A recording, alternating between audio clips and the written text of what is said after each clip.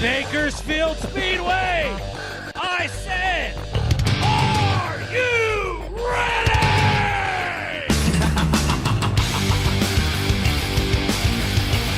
Every October, the best of the best gather in the Golden State to settle the score. From Bakersfield, California, you're listening to Moxley Beating Promotions at the Budweiser Nationals.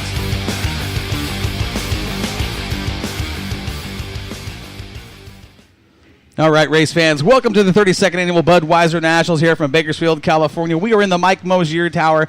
Beautiful day for racing here in Bakersfield. We have got over 150 cars signed in for arguably the biggest race on the West Coast. We're in the Mike Moshier Tower with track announcer Sully. How you doing, buddy? I'm doing great. Looking forward to this weekend. Glad you guys are with us. We always have a lot of fun. The car count is unbelievable, especially in Sport Mod. Huge turnout in Sport Mod. We're walking through there looking at the competition. I mean, there is no weak links here. Everybody has brought their A game. It looks like the beginning of the season. Brand new, beautiful cars. They're all wrapped up. Obviously, a lot of memorial wraps in memory of Bailey Schweitzer, who we're going to talk about here in a little while. We have got a ton of race cars, and it's not just the race cars, it's the talent. This is the one race. Everybody up and down the West Coast says, hey, look, we're going to the Bud Nationals. We're going to be ready. I mean, there's Robbie Sawyer out there. We see Scott Pounds. We see, there's Bobby Hogue. The names are here. Absolutely. And what we saw during the regular season, Corey, was a lot of drivers coming in, testing the waters, testing the track, especially in the latter part of our point season, to come and see the track conditions that our local drivers, and they're very talented here. And so we kind of saw what was going to happen here. And then sure enough, they all showed up for this really fantastic two-day event. Like I said, it's going to be terrific. It is absolutely going to be, this is the first time we've got Handsome Dom in the booth with us. He's the newest member of Moxie. He's up here. He's looking around going, wow, I can't believe what we're looking at. This facility is beautiful, and the track prep. Look at that racetrack down there. It is absolutely amazing. They've been putting water on it on a regular basis.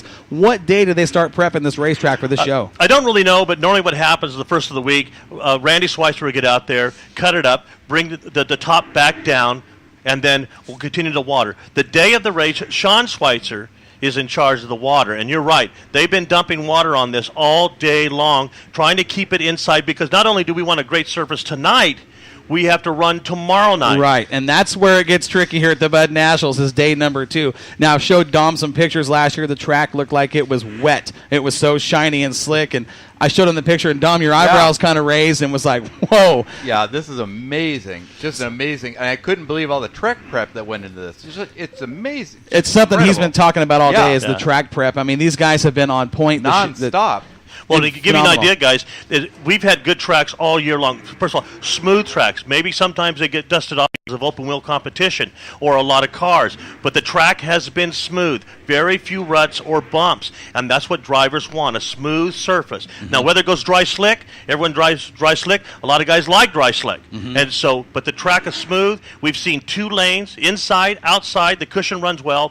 And I expect to see the same tonight, because of the temperature this weekend. That's the one thing I wanted to hit on, because traditionally, come to this race the last 4 years, it has been extremely hot. Today, very comfortable, and I think we're in the low 80s right now. The temperatures are nice. Everybody's out there kind of just, it's not the typical atmosphere we see where guys rushing around and sweating and the last minute trying to get something done.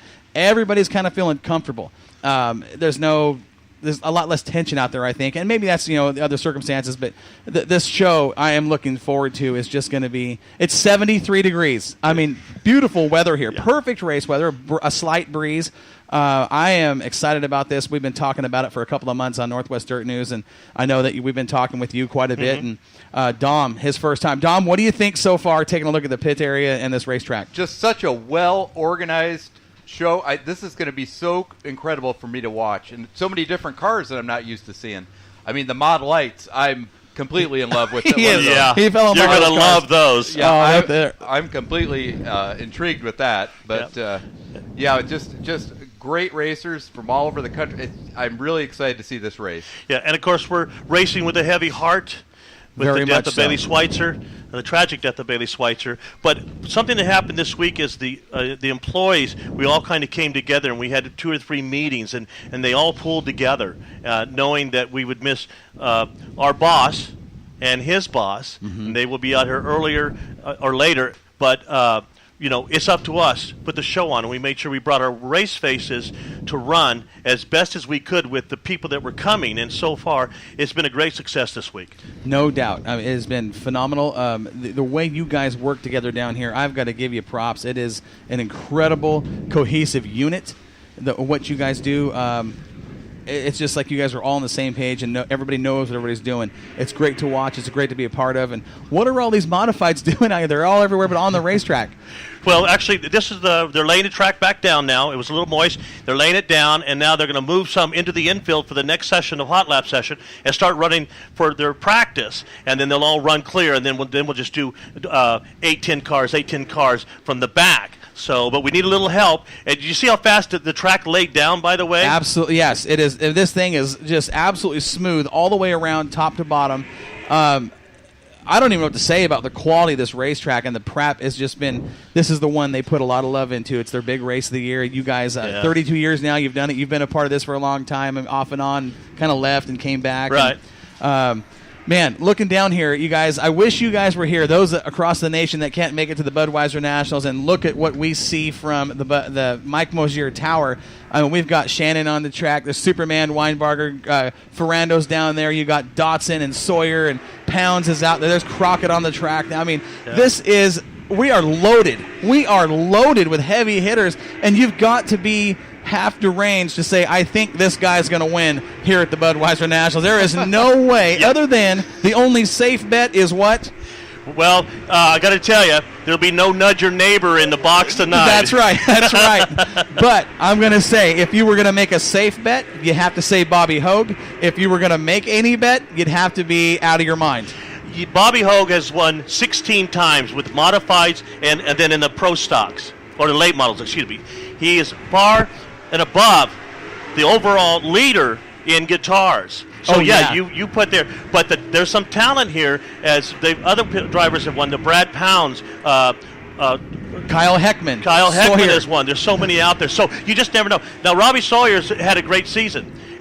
He didn't win the championship here, but he never runs for the championship here. Right. So he ran for a state, and he won state. He won was state. A series. He was second place in that, lost it by 4 points.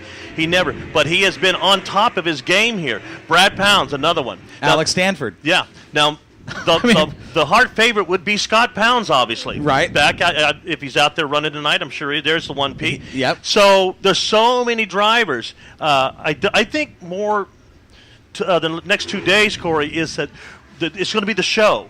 You're going to be glad that this guy won. You might have favorites, but you're going to go, what a show. Right. And that's what it is here at the Budweiser Nationals. I mean, we've seen the favorites win, and we've seen some upsets, and it's always second to the show. Yeah. Because this is a great place. Now, we've only touched on the modifieds. We haven't even talked about late models and who's here. We were out there a little while ago getting ready to mount up some in-car cameras on a lot of cars out there when very late, the 11X cars of Drake pulled in. Yep. Bobby Hogue is out there with a late model. We've got Weinbarger here. Joey Tanner from Oregon is here. We have got so many.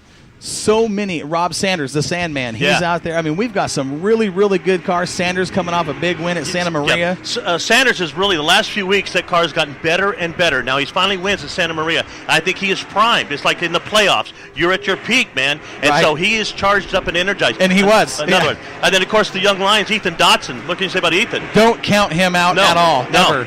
Never. Talking with Sanders out there in the pit area. We were talking with Sanders, and he says, you know what? He goes, when you can go anywhere and beat the talent that he's talking about, he's not bragging. He's saying, hey, look, I'm pretty proud of that win. Drake was there, and Hogue, and all the big names were there. And he goes, when you beat those guys, it's great.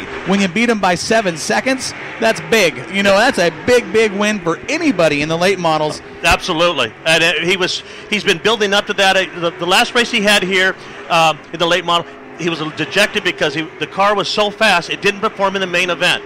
But I knew he'd keep his spirits up, very positive. I was so happy to read that he got the win in Santa Maria. Yeah. But now that's just one of the many drivers that that can win here. Clay Daly's here with his late model. Oh, yeah. I mean, how do you look at these guys and say, yeah, I think I'll try to pick a winner? No way. No. A late arrival to the Mike Moshier Tower, at least since we've been here, Mr. Brian Smith, one of the track announcers. Brian, how you doing, bud? Good to see you. I'm doing all right, man. How's that voice of yours? Still kind of messed up. He's running with a hoarse voice. He lost his voice a couple nights ago, and he's going to give it a go here at the Bud Nationals. It's one you can't miss, and I am so excited to be up here in the Mike Moshier Tower with you guys. It's always a great time to work with you. Well, I think I can speak for Brian. It wouldn't be the same without you guys here. We invite, with USAC, they bring their announcers. We love all the announcers to come and participate in our shows, but especially this one, Moxie Media. We look forward to you guys coming down.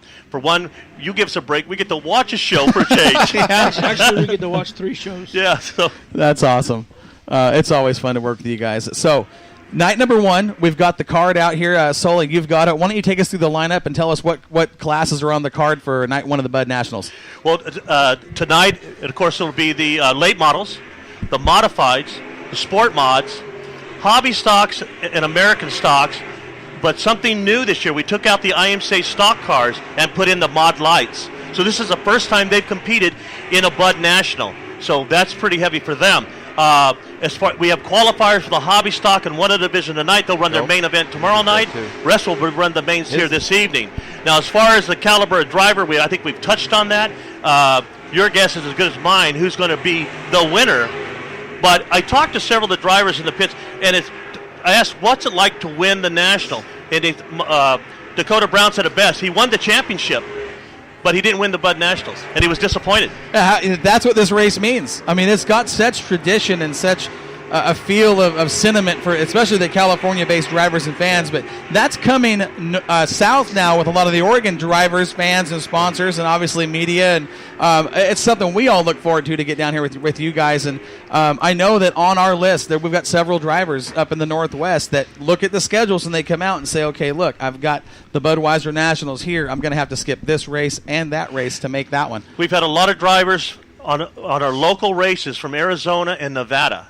They show up so much they're almost like regulars to get themselves primed. They pass a lot of good tracks. I talked to a couple of them that their local tracks are failing a little bit, and they thought, well, let's go to Bakersfield and run with the talent. Everyone will tell you that the talent that runs here at Bakersfield Speedway on a regular basis is some of the best. There's no doubt about that. Yeah, so you come up here and run with these boys, and if you do good, you're doing really well. Well, and you talk about a tradition. This is season number 72? Yes, consecutive, 72 years. Never had a year off. Unbelievable. Yeah. That's a huge tradition, and to be a part of that. Scott Schweitzer and his staff. Scott looks at this thing, and he each year he makes it a little bit better and makes the programs a little bit better. And I think without the leadership of Scott Schweitzer and Chrissy Schweitzer and that staff, we could flounder as well. But the example is the track now wider, and he made it a little steeper 2 years ago, a little more bank in it, but it still kept the top side. So now we got a third mile that you can run on top or you can run on bottom. Right, yeah, and we did. I noticed even this year as opposed to last year where it looked like there was a little more bank in the track last year. However they prepped it this year, you can really see the banking in this racetrack, and maybe it's from moving the clay up the track or whatever. But this place is ready to rock. We got some modifieds out there right now, just Reichenbach's out there. Am I saying that right, Reichenbach? What's that? Is that Reichenbach or you guys say Rickenbach? It's Reichenbach. Reichenbach. That's what I thought. So I heard people saying Rickenbach, and I said that's not German enough. He is one here, and this year we had two race series. And one with the dirt track across town, and he won the first one, and he couldn't win the second one. And I told him, "You're not a fan of a two-race series." He goes, "No, I'm not." But he here's tonight, and he is a possibility. I would not rule him out. Very much so. That goes back to the talent level we were talking about. Brian, so far, what you've seen, I know you've done your pit walk out there. You've kind of taken a look. Nothing has changed here at the Bud Nationals except the talent. I swear this year it's better than I've seen it ever. Talent, I would call it high caliber. No doubt about it. Yeah. I mean, this what we've got here this year, the number of cars and the quality this is the best I've seen the Bud Nationals in the 5 years that I've been coming. Well, you work hard at a program, and a lot of racetracks are successful this way. You work hard at it, and you continue to work on it, and you don't rest on the laurels. And so you come back, we've changed some policies, made it safer, we made the track better, and so you think on the off season, you think, oh well, the promoters, they're taking 3 months off. No, they're not. No, That's not the here. busiest time of the year. Not yet. And so Well- we get this type of drivers, this type of car count. Because if this program wasn't good, they wouldn't show up. Now, the other night at dinner, the Moxie crew was sitting around and we were talking about the Schweitzer family and the track prep and how they work as just one giant unit to keep this place in immaculate condition.